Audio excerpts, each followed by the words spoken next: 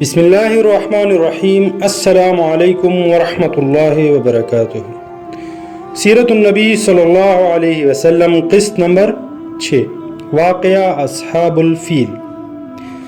کیا تم نے نہیں دیکھا کہ تمہارے پروردگار نے ہاتھی والوں کے ساتھ کیسا معاملہ کیا؟ کیا اس نے ان کی ساری چالیں بیکار نہیں کر دی تھیں اور ان پر غول کے غول پرندوں کے جھنڈ چھوڑ دیے تھے جو ان پر پکی مٹی کے پتھر پھینک رہے تھے؟ چنانچہ انہیں ایسا کر دیا جیسے کھایا ہوا بس۔ سورہ فیل آیت نمبر 1 تا 5۔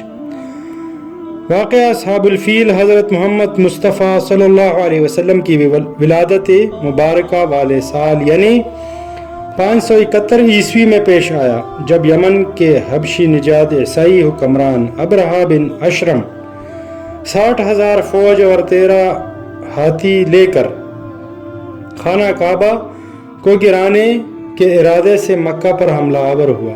ابرہہ بن اشرم آغاز میں اس عیسائی فوج کا ایک سردار تھا جو شاہ حبشہ نے یمن کے حمیری نسل کے یہودی فرمانروا یوسف ذونواس کے عیسائیوں پر ظلم و ستم کا بدلہ لینے کو بھیجی، جس نے 525 عیسوی تک اس پورے علاقے پر حبشی حکومت کی بنیاد رکھ دی۔ ابرہہ بن اشرم رفتہ رفتہ ترقی کی منازل طے کرتا ہوا بالآخر یمن کا خود مختار بادشاہ بن بیٹھا، لیکن کمال چالاکی سے اس نے برائے نام شاہ حبشہ کی بالادستی بھی تسلیم کیے رکھی اور اپنے آپ کو نائب شاہ حبشہ کہلواتا رہا۔ ابرہہ ایک کٹر معتصب عیسائی تھا۔ اپنا اقتدار مضبوط کر لینے کے بعد اس نے عربوں میں عیسائیت پھیلانے کی سوچی، جبکہ اس کا دوسرا ارادہ عربوں کی تجارت پر قبضہ جمانا تھا۔ اس مقصد کے لیے اس نے یمن کے دارالحکومت صنعا میں ایک عظیم الشان کلیسا یعنی گرجا تعمیر کرایا، جسے عرب مورخین القلیس اور یونانی اکلیسیا کہتے ہیں۔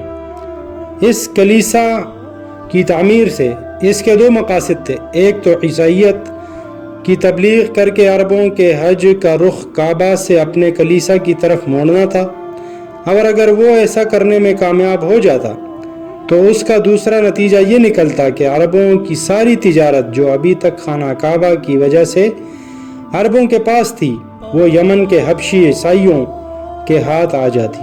ابرہہ نے پہلے شاہ حبشہ کو اپنے اس ارادے کی اطلاع دی اور پھر یمن میں اعلی الاعلان منادی کرا دی کہ میں عربوں کا حج کعبہ سے اکلیسیا کی طرف موڑے بغیر نہ رہوں گا۔ اس کے اس اعلان پر غضبناک ہو کر ایک عرب حجازی نے کسی نہ کسی طرح ابرہہ کے گرجا میں گھس کر رفع حاجت کر ڈالی۔ اپنے کلیسا کی اس توہین پر ابرہہ نے قسم کھائی کہ میں اس وقت تک چین سے نہیں بیٹھوں گا جب تک کعبہ کو گرا نہ دوں۔ اس کے بعد سن 570 عیسوی کے آخر میں وہ 60,000 فوج اور 13 جسیم ہاتھی لے کر یمن سے مکہ پر حملہ آور ہونے کے ارادے سے نکلا۔ راستے میں 2 عرب سرداروں نے اس کا مقابلہ کرنے کی کوشش کی، مگر شکست کھائی اور ابرہہ کسی طوفان کی طرح مکہ کے مضافاتی مقام المغمس میں پہنچ گیا۔ یہاں ابرہہ کے لشکر نے پڑاؤ ڈالا، جبکہ چند دستوں نے اس کے حکم پر مکہ کے قریب میں لوٹ مار کی اور اہل تہامہ اور قریش کے بہت سے مویشی بھی لوٹ لیے گئے، جن میں مکہ کے سردار اور آپ صلی اللہ علیہ وسلم کے دادا حضرت عبد المطلب بن ہاشم کے 200 اونٹ بھی تھے۔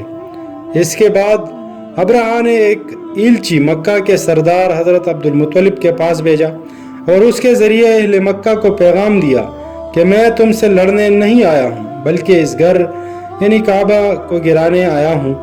اگر تم نہ لڑو تو میں تمہاری جان و مال سے کوئی تعرض نہ کروں گا۔ حضرت عبد المطلب نے جواب دیا، ہم میں ابرہہ سے لڑنے کی طاقت نہیں ہے، کعبہ اللہ کا گھر ہے، وہ چاہے گا تو اپنے گھر کو بچا لے گا۔